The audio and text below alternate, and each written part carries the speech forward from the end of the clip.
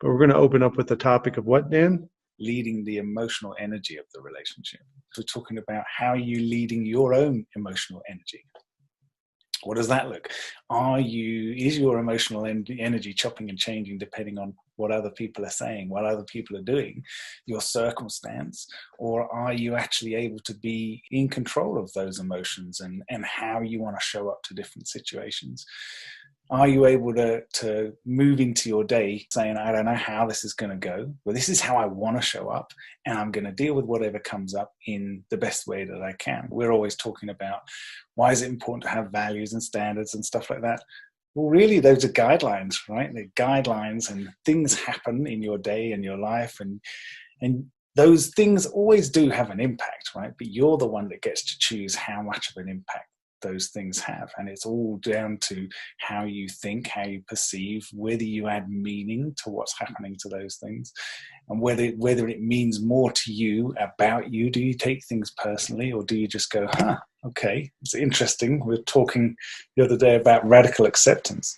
This is what's happening right now, so is it about me, or is this just a moment in time, and how do I want to show up to this moment? So without using the L word, lead, which smacks of dominance and being a dictator, being controlling and smothering, and all those words that we get accused of, leading can be construed as something that's better than or superior because she's crazy, right? So the non-crazy person has to lead the crazy person. So let's come up with different words. Forget leadership. We've used the phrase emotional weatherman. And let's just forget her for a minute. Let's talk about Monday morning with 4 kids all having to get up and get dressed and get clean and get breakfast and get out the door. A lot of guys say, it's a shit show, man. It's a shit show every morning. And then I can never pack a lunch, right?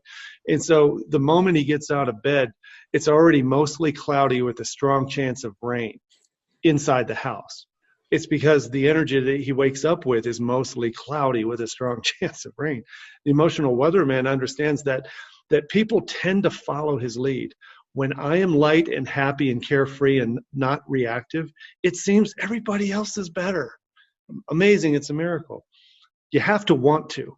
There's 2 things that have to happen for you to be an emotional weatherman for the family, and that is to set the tone. 2 things have to be true. You have to want to be that because you dig being that. And second, you have to be secure enough in yourself that you're not freaking out that they're not giving you what you want. So some guys will say, I would be that if I got more respect. I would be that if I got more sex. I would be that way if I felt like she would follow me. I'd be that way if she actually act like she liked me sometimes, right? You can't say I'm only going to be an emotional leader when I'm getting what I want.